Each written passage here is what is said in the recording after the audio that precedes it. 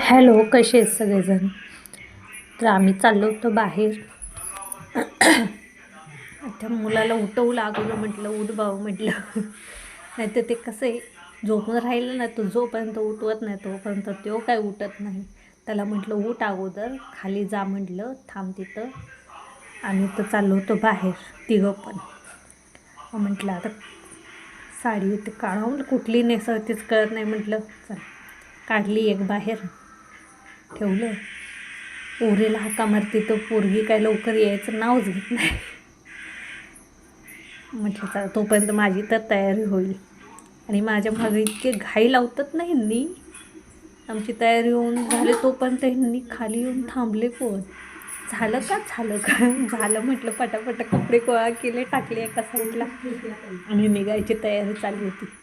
दीदीला म्हटलं चल बाई, म्हटलं आवर म्हटलं. त्यांनी लय घाई करतात. आवरून करून आम्ही आलो खाली.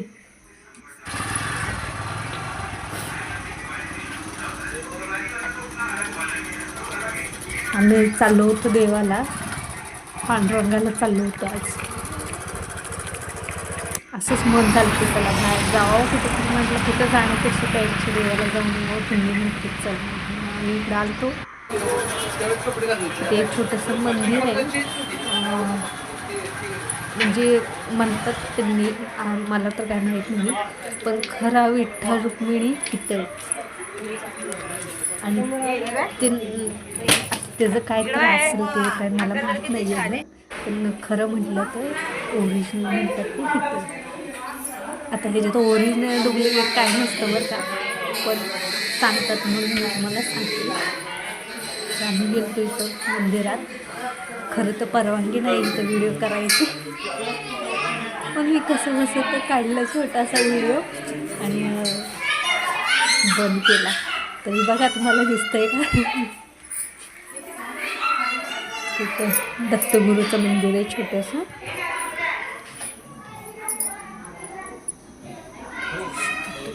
तसंच पुढे निघून आम्ही पांडुरंगाचं दर्शन घेतलं.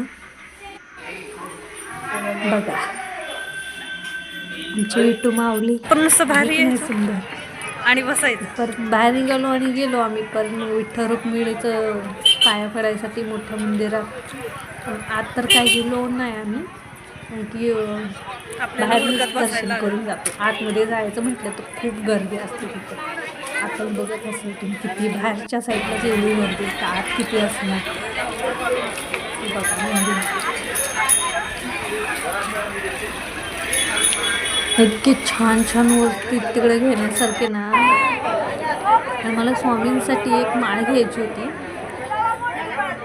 एक माळ तेवढी घेतली मी. म्हटलं एक बाजूला परतच्या बारीने म्हटलं आणखीन एक घेऊ. खरं तर 2च घेणार होते. म्हटलं आपल्याला म्हटलं हे घाई करतात, झालं का झालं. एक पायरी करून आलो आम्ही. बाहेरचं मुखदर्शन असतंय ना. बापरे, दीदी बघा दिदू तुळजापूरला आल्यावर बघितलं वाटायला किती गर्दी.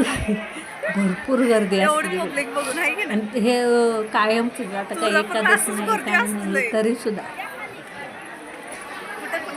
कुठे दिसतात तिकडे बघावं लागतं. मुलीला म्हटलं जण काय आपण तुळजापूरला आल्यावर वाटायला इतकी गर्दी आहे तिकडे. तिथनं परत आम्ही शनी महाराजाला गेलो. तिकडं जवळच आहे ना शनी महाराज मंदिर, छोटंसं आहे.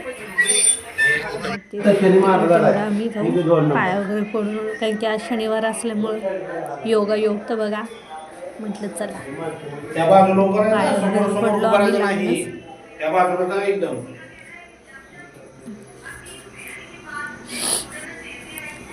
आमच्यात तर मणीधाणी पण नव्हतं.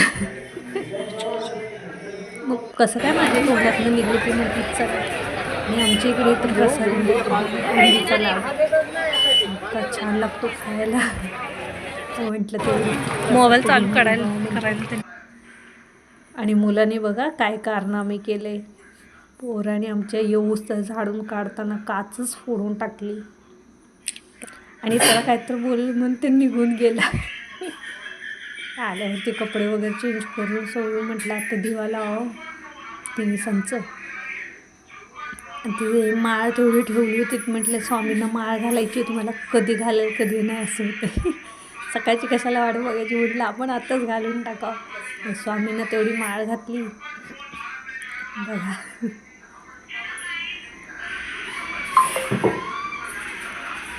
आणि मुलगा इतका हुशार आहे ना, त्याला वाटेल पप्पा काय बोलतात काय काय म्हणूसाठी त्या अगोदरच निघून गेला.